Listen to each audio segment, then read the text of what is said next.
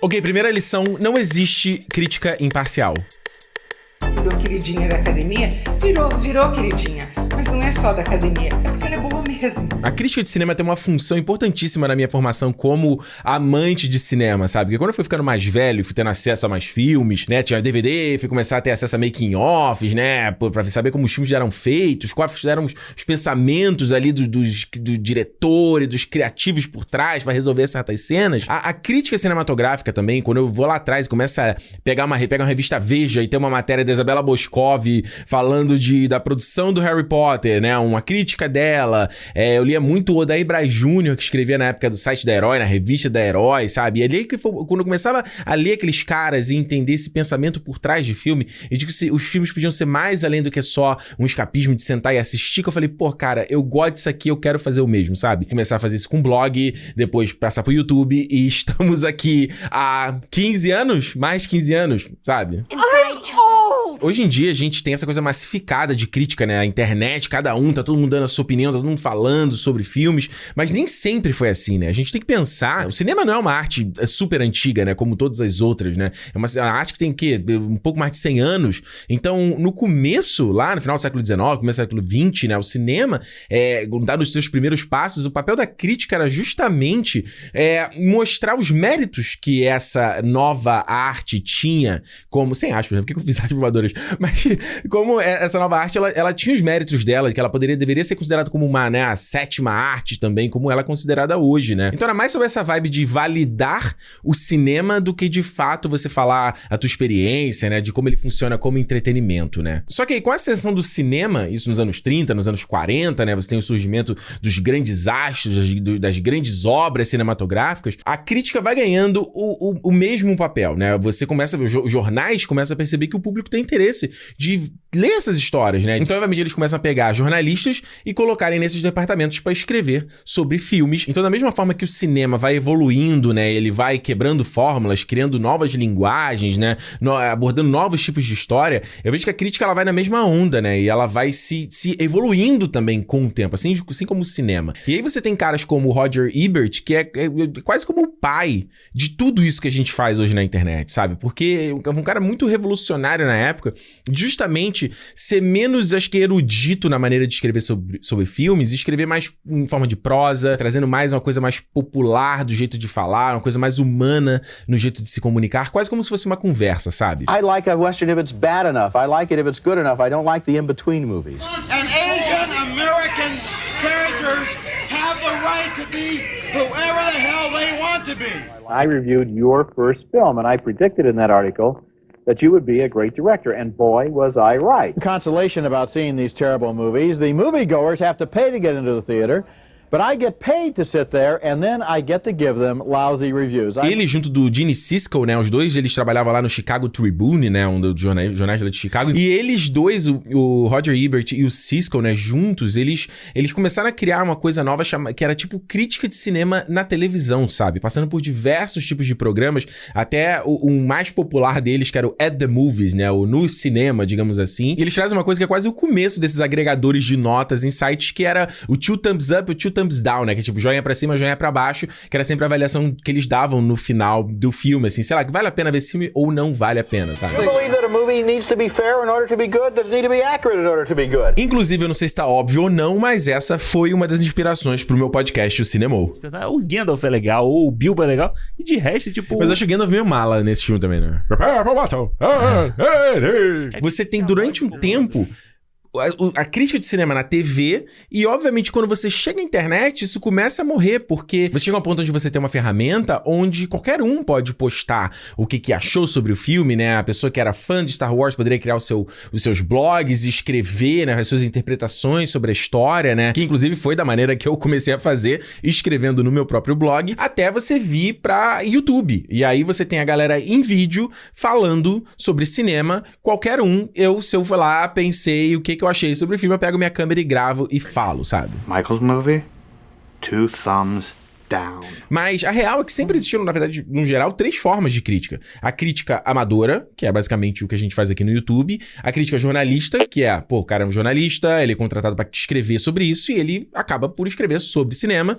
E você tem a crítica acadêmica, que são as pessoas que vão, né, são os estudiosos sobre o cinema, vão falar sobre o filme de uma forma mais, né, holística e como ela afeta a sociedade, e como ela respira, como ela é um retrato da época que ela foi feita. O próprio Scorsese é um cara desses que de tempos em tempos ele publica, né, em grandes jornais, grandes revistas americanas lá, de repente uma visão dele sobre um aspecto do cinema, um estudo dele sobre o cinema. E na verdade ele não é o primeiro, isso, Godard já tinha feito isso antes, você tinha Truffaut, que era cineasta e também falava sobre filmes, escrevia sobre filmes. Não existe uma forma oficial de você virar um crítico de cinema. Então dependendo de qual uma dessas vertentes você vai, né, não existe, né, umas tem uma forma mais estruturada de você virar um X tipo de crítico e outras não, né? Eu acho que o importante, assim como eu falei na abertura, é de que essa coisa de que não existe uma crítica imparcial, né? Essa falácia que existe hoje em dia, porque afinal, se você...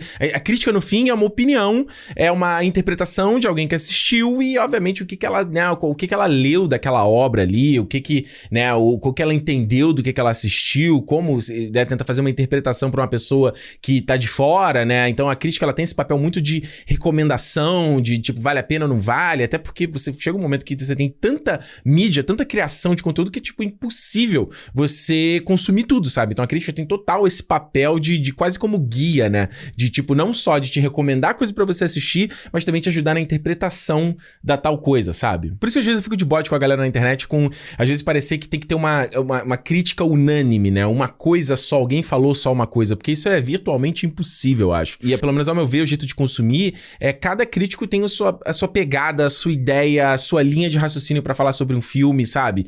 Então você vai, às vezes, ler um cara aqui, ler outro ali, e você meio que vai pegando as pecinhas e você forma a sua própria ponto construtivo ali, o que você acha do que você assistiu, entendeu? Então, tipo, no meu caso, eu sou formado em design gráfico, né? Então, pra mim, é o meu jeito de ver o mundo, sabe? Coisas que eu aprendi na faculdade de história da arte, teoria da cor, semiótica, fotografia, sabe? São todas as bagagens que eu trago comigo quando eu falo sobre filmes aqui, entendeu? Então, acho, por exemplo, que uma plataforma como a EBAC, né? A Escola Britânica de Artes Criativas e Tecnologia, é um lugar perfeito pra você que quer, de repente, se integrar nessa área mais audiovisual. Porque se você gosta de ver vídeo no YouTube, assim, falando sobre filme, acho que você tem essa coisa mais, né, de pensar sobre filmes e não só essa coisa passiva de assistir e tudo mais, né? Você tem quase 3 grupos, né? Você tem a galera, que é o principal aqui do meu demográfico aqui desse canal, que é a galera que tá na faixa dos 20, de repente, que tá começando, né, a vida profissional agora e tentando escolher o que ele quer fazer.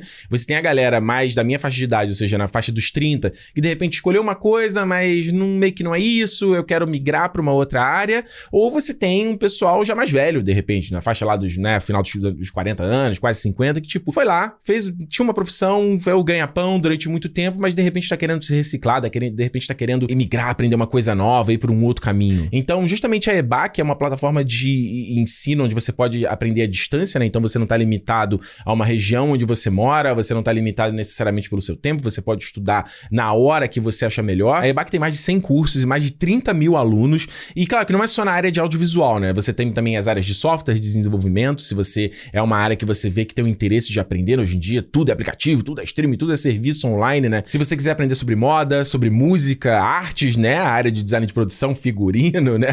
Trilha sonora é outra aqui. Eu tô aprendendo aqui o piano aqui.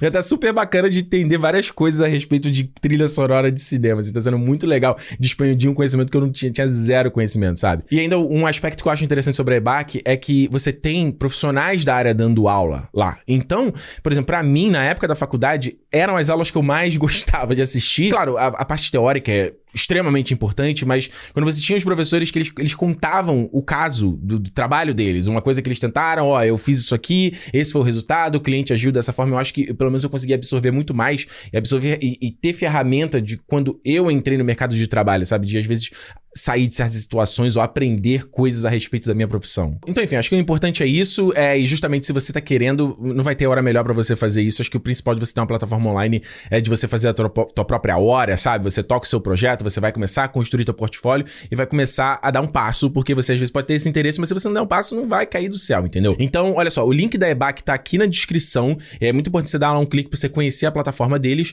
e quando você decidir fazer um curso, decidir criar a tua conta lá, ó, usa o código Ricardo200 pra você ter R$200 de desconto. Então esse código é limitado. Então se você tá pensando em fazer, é melhor você usar logo, porque depois de um momento você vai criar, de repente já expirou, entendeu? Então link na descrição pra você lá conhecer. Ricardo200 é o cupom pra R$200 de desconto. Beleza? Go. Então, assim, pra mim, no fim, se você tem esse pensamento crítico, eu acho que ele já é um passo principal pra você fazer uma crítica de cinema, entendeu? E quando eu digo crítica, não é de falar mal de tudo, mas tipo de realmente questionar as coisas e pensar o porquê das coisas.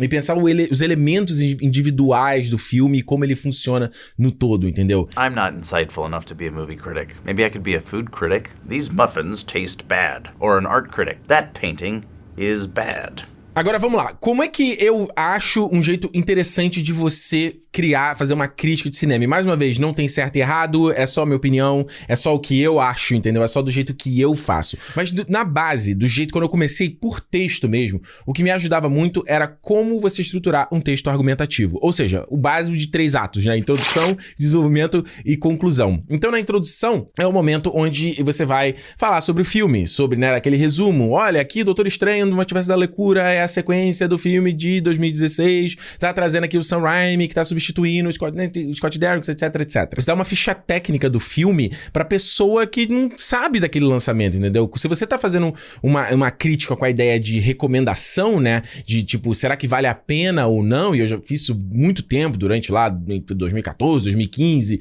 2016, é um jeito legal de você apresentar pra pessoa, ó, esse é o lançamento da semana. Então, vale dizer o seguinte, apesar de ser uma sequência, o filme não traz ninguém do elenco anterior, do filme anterior, a não ser o próprio Andy Serkis. Ele transforma pra coisa do controle, né? De você ter uma comissão da ONU que vai ser responsável por decidir e ser responsável pelas consequências desses heróis, dos atos desses heróis. E o Sam Raimi já esteve envolvido na direção. Veio aqui o Duncan Jones, que tem respeitados e elogiados filmes pequenos, que ele já... Várias coisas misteriosas começam a acontecer e aos poucos essa família começa a ser destroçada. Esse filme se passa em 2 tempos, na Inquisição Espanhola, onde você tem esse clã dos assassinos. Você tem o James McAvoy e ele interpreta o Kevin. A história mostra o personagem que é o Baby, vivido pelo Ansel Elgort. Quando o acidente de carro que ele sofreu quando era criança, então eu vejo como um jeito clássico de fazer um texto argumentativo, entendeu? É um jeito onde você começa bem convidativo, você quase vai aquecendo aos poucos pra falar sobre o filme, entendeu? Sam Raimi agora dirigindo Doutor Estranho no Multiverso da Loucura,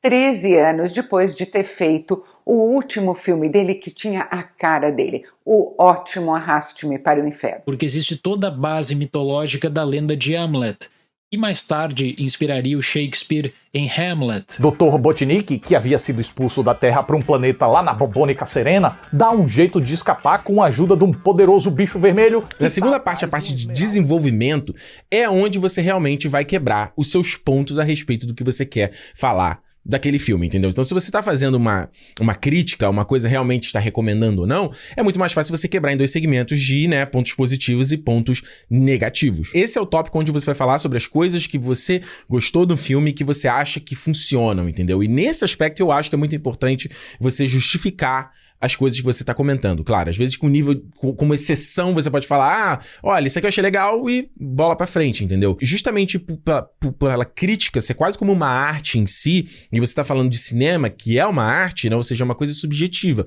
não é matemática, né? 2 mais 2 são 4, entendeu? Então, às vezes, obviamente, ela abre espaço pra você ser subjetivo e você ser ambíguo de que, olha, isso aqui eu achei que foi interessante ou não, mas acho que sempre quando você pode justificar, ela ganha um pouco mais de peso, entendeu? E o mesmo vale, obviamente, para os pontos negativos. E eu acho que é interessante sempre, às vezes, tentar olhar o filme de uma forma, sabe, fora do teu próprio umbigo e como é que ela pode afetar de uma forma macro a coisa toda. De repente, tem um filme que você, pessoalmente, pode achar terrível, mas de repente aquele filme pode funcionar com um X público, com uma X galera, sabe? Então é interessante às vezes de você tentar olhar com a ótica, né, de um outro público. Obviamente que no fim é a sua opinião, é o que você tá falando. Mas se você puder fazer esse exercício de olhar um pouco pra fora, né, eu acho que acrescenta muito no que você tá falando, entendeu? Outro ponto que eu acho interessante é você sempre falar dos pontos positivos primeiro e depois dos pontos negativos. Eu acho que quando você fala dos pontos positivos, você já tá criando, você cria uma certa confiança com a pessoa que tá te acompanhando de de que, tipo assim, você não tá de má vontade com a produção, entendeu? De que você realmente viu um valor ali, entendeu? De que nada foi terrível, entendeu? Às vezes, quando você começa pelo negativo, eu já errei várias vezes sobre isso, acho que acaba criando uma certa animosidade com a pessoa que tá te acompanhando, de que, tipo, ok, essa pessoa não gostou, bola pra frente, ela acaba não ouvindo a segunda parte, entendeu? Eu gosto muito do visual do filme, da ambientação. Esse lado mais dark, sombrio, mais sério. Eu acho isso bacana porque isso diferencia os filmes da DC dos outros filmes, sabe? E aí a franquia dá uma errada feia demais ao ignorar que os fãs originais, agora na casa ali dos 30 anos, eles não querem se identificar com um bando de adulto de terno entrando e saindo de ministério, né? Mas relembrar sua juventude. Eles querem reencontrar o fascínio do passado. Eu comparei com o último Homem-Aranha, que no papel é um filme inferior, mas que me divertiu bem mais. São comparações que não tem nada a ver, mas me ajudam a estruturar o que eu tô sentindo sobre o filme por serem do mesmo gênero. E aí na parte de conclusão obviamente, o que você concluiu a respeito daquilo tudo baseados nos pontos positivos e nos pontos negativos e meio que qual é a tua avaliação final, sabe? E aí, se você tá fazendo uma crítica que tem esse aspecto de recomendação ou não, obviamente ela não tem que ter spoilers, né? Justamente que é pra você, se a pessoa vai ver e vai tirar a própria conclusão dela.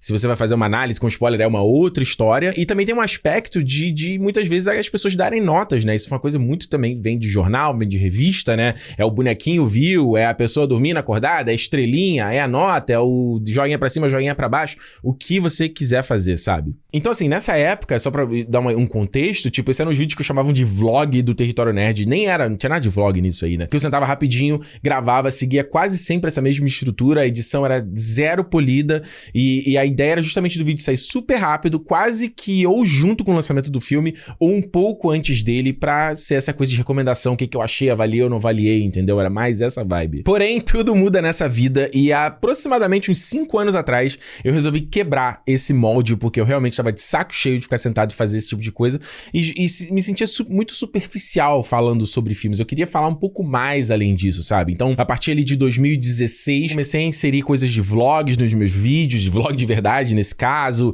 introduzir memes e brincadeiras, e mais humor e mais leveza do jeito que eu realmente sou na realidade pro meu discurso, e ser uma coisa um pouco mais relaxada do jeito que eu converso sobre os filmes, entendeu? Bom dia, tristeza. Que tarde, tristeza. Meu cu. Novamente o gole. E o The Rock vai salvar um cara que caiu.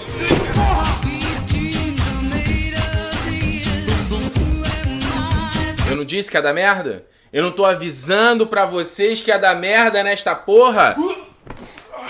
Parkour!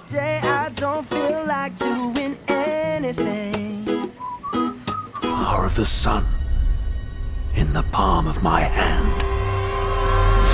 Porra, mas que merda de filme é esse? Tomar no cu, Fox!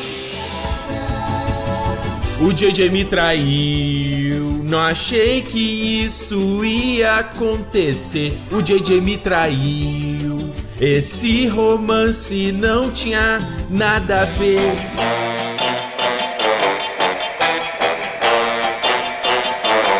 Quem sempre fala mal da DC é o Ricardo Imagem. Então essa estrutura que eu falei de introdução, desenvolvimento, conclusão, meio que ela se perdeu e deu lugar quase como uma historinha, entendeu? Como se eu estivesse contando uma história pra vocês, como se a gente estivesse tendo uma conversa, e em muitos aspectos, até como se o vídeo começasse no meio da conversa. Esse vilão do Homem-Aranha virar protagonista de um filme, virar um heróizinho de um filme. Obviamente ainda continua a estrutura clássica de história, como introdução, desenvolvimento e conclusão, né? Como se eu realmente estivesse contando uma história pra vocês, mas fugiu um pouco essa coisa essa vibe de recomendar filme, ou se tipo, vale a pena você ver ou não, entendeu? E mais sobre realmente qual era a interpretação do que eu tive sobre o filme. E parte dessa mudança no canal vem, obviamente, da minha mudança para o Canadá, porque até o fluxo de gravação, publicação, de eu ir pra cabine, né? Nem sempre eu consigo ir pra cabine, cabine, nem sempre sou convidado pra ir pra cabine, eu percebia que, tipo assim, se eu lanço um vídeo uma semana depois que o filme já saiu, pra que eu vou fazer um vídeo recomendar ou não, sem spoiler ou não?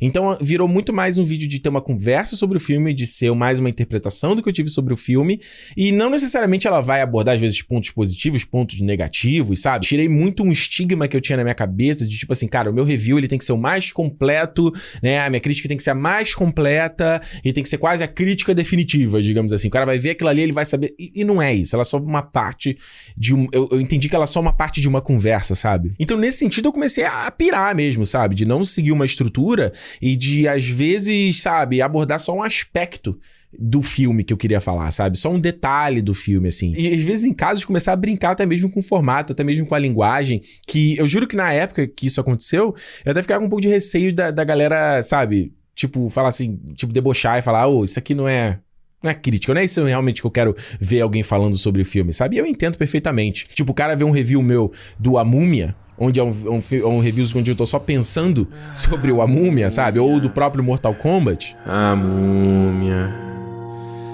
Eu já senti o cheiro de bosta desde quando eles anunciaram esse Dark Universe. Vou falar sobre essa porra de Mortal Kombat. Eu vou falar sobre esse filme. Ou nos casos, como pra mim, um dos vídeos que eu tenho mais orgulho de ter feito, que foi a crítica do Snyder Cut, onde foi o vídeo duplo, um abordando só os aspectos positivos, outro vídeo abordando só os aspectos negativos. Então, nesse aspecto, os dois vídeos têm a mesma introdução, só que um ponto positivo ficou em um ponto negativo ficou em outro, e a conclusão foi meio que, né, nos dois vídeos. A minha preocupação, até no roteiro desse vídeo, foi de que uma coisa, se eu estivesse falando de um aspecto visual do filme, eu falava dos aspectos, do que eu achei positivo e do que eu achei negativo num outro vídeo, quase como se eles seguissem a mesma estrutura e um complementasse o outro, sabe? Se eu quiser usar quase todos os ângulos de câmera que eu usei pra uma sequência, por mais que às vezes isso tá só me mostrando a mesma informação, foda-se, eu vou colocar, entendeu? Acho a história que ela flui muito mais organicamente, sabe? Não tem aquela loucura do filme ficar pulando de um tempo pra outro e tá misturando um monte de storyline ao mesmo tempo. Filme também que ele não tá interessado em agradar ninguém além da fanbase dele. Além da galera que já vai gostar do filme dele. Além da galera que já gosta do que ele faz. Fatores que faz ele funcionar bastante comigo, porque ele tem essa cara de uma graphic novel do Zack Snyder. Parte da minha ideia, do jeito que eu falo sobre filmes hoje em dia, é de ser quase como, não só, como eu falei, essa análise, a minha interpretação, né, como eu fiz na crítica sobre o Mãe, ou na crítica sobre o Soul, onde eu venho aqui e realmente coloco meu coração pra fora e uso o cinema quase como terapia, o que eu faço na minha vida pessoal mesmo. Então, trazer isso aqui pro canal e a conexão que gera com vocês que assistem mostra que isso é uma coisa que é realmente interessante, sabe? A ideia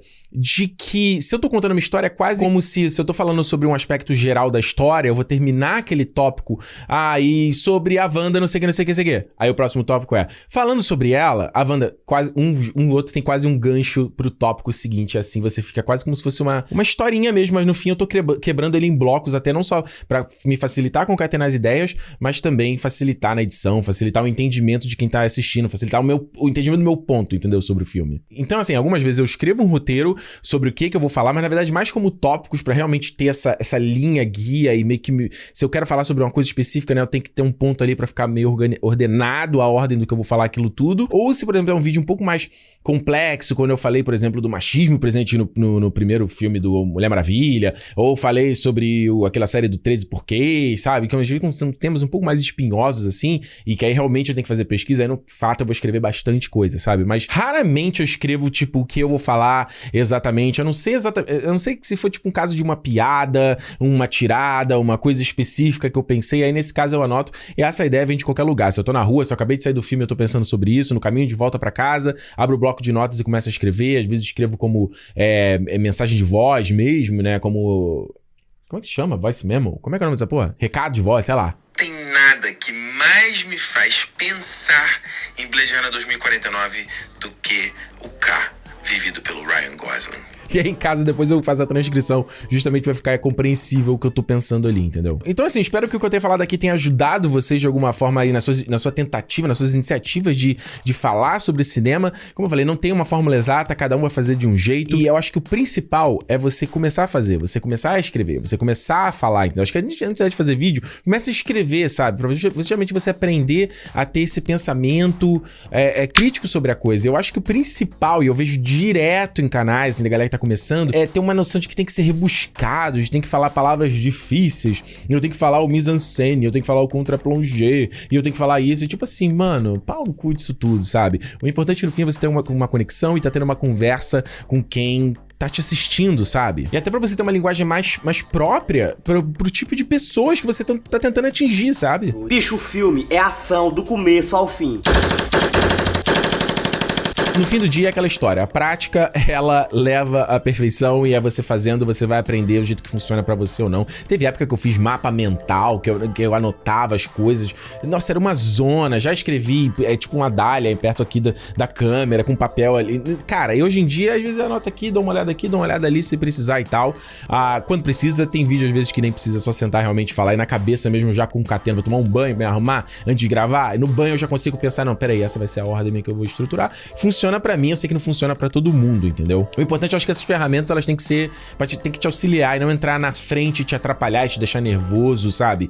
Do que você tem a dizer. Mas enfim, de qualquer forma, eu vou deixar na descrição desse vídeo aqui links pra várias dessas pautas, desses roteiros que eu escrevi ao longo do tempo, que eu tenho tudo salvo ainda, e pode te ajudar aí a você ter uma ideia de como eu estruturei um pouco o pensamento. Alguns fazem mais sentido, outros nem tanto, mas pelo menos você vê que não é nada muito rebuscado, assim, porque justamente não quero que tome muito tempo, que eu tenho que ter um puta trabalho pra escrever o roteiro, até porque no fim, em muitos casos, às vezes eu vou na edição e monto e podo e coloco outra coisa, e adiciono voice over, ou adiciono um trecho de um vídeo, uma entrevista que eu acho que ela enfatiza, né, o que eu tô defendendo ali. Então, cara, é uma coisa completamente fluida, e eu vou deixar o link aqui na descrição pra você dar uma conferida, e eu quero ver vocês aí que estão vendo esse vídeo começarem a falar sobre cinema, e coloca aqui nos comentários, de repente, o link pra um blog, um link pra um canal, um link pra coloca aqui pra gente começar a dar uma olhada e começar, né, um se ajudar o outro, a galera que tá querendo aprender também, ver e dar toque e tudo mais. Eu sei que é assustador, e óbvio que você dá a cara a tapa e tá no YouTube, é quase como se você estivesse em cima de um palco, num palanque,